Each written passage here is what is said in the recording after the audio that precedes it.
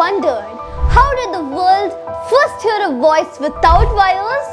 A voice traveling through the empty air, reaching people miles away, sounding like a magic at a time when nobody even believed such a thing was possible. Today on Page Pulse Bailey, let's travel back in time to discover the unbelievable story of the first radio signal, a moment that changed communication forever. It all begins more than 125 years ago, in a world where the telephone was still new, electricity was confusing, and the idea of sending a message without any wires sounded like a joke. But somewhere in Italy, a young boy named Guglielmo Marconi looked up to the sky and wondered, if light can travel through air, if thunder can travel through air, if birds can fly through air, then maybe signals can travel too. Nobody knew he would grow up to become the father of wireless communication.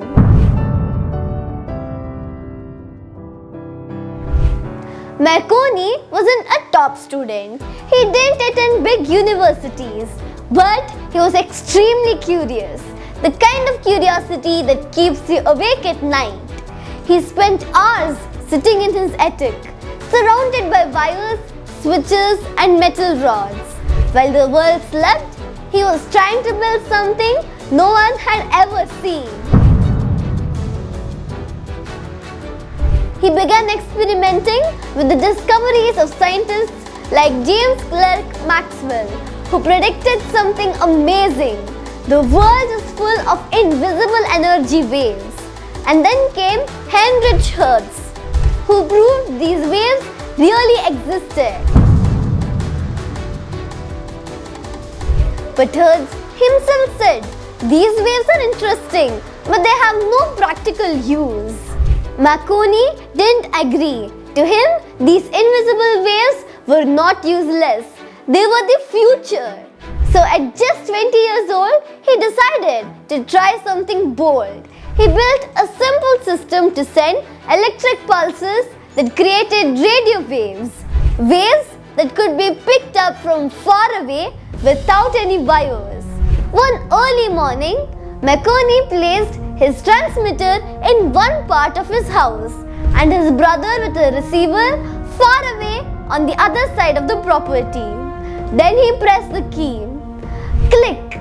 A tiny spark flew, and suddenly the world's first wireless signal had traveled through thin air. But Marconi wasn't satisfied.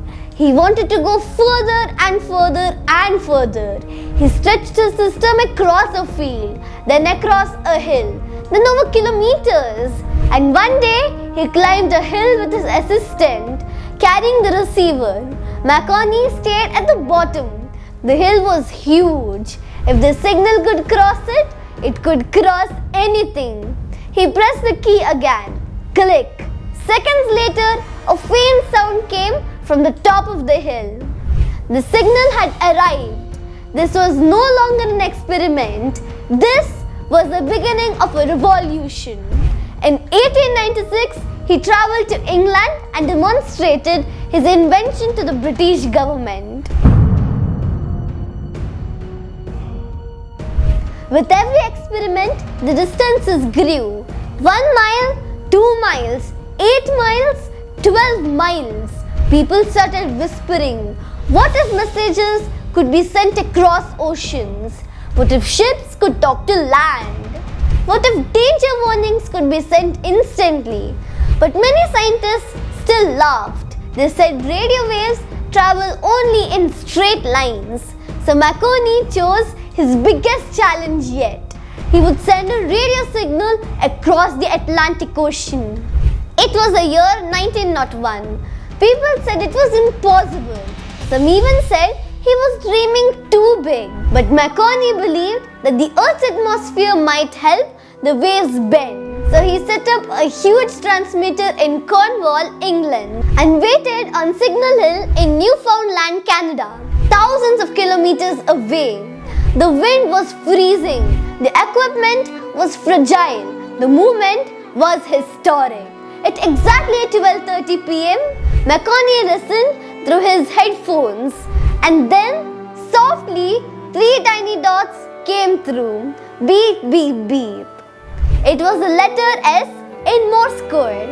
A radio signal had crossed through the Atlantic for the first time in history. At that moment, humanity changed forever.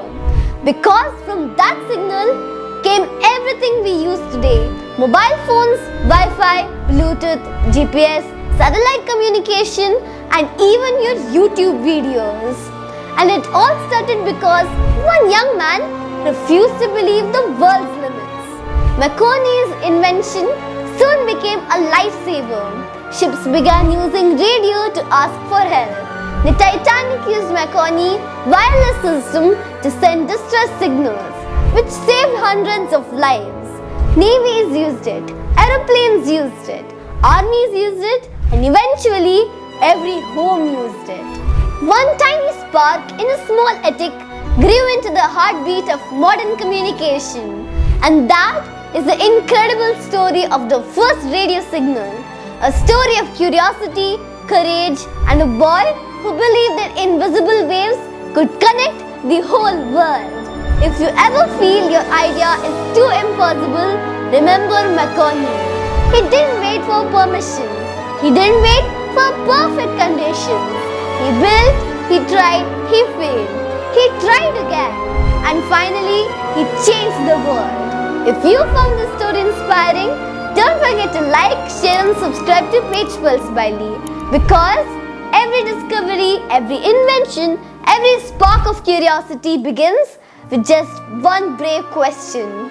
Until next time, stay curious, keep learning and never stop exploring the wonders hidden around us. Signing off, Page Pulse by Lee. See you next time.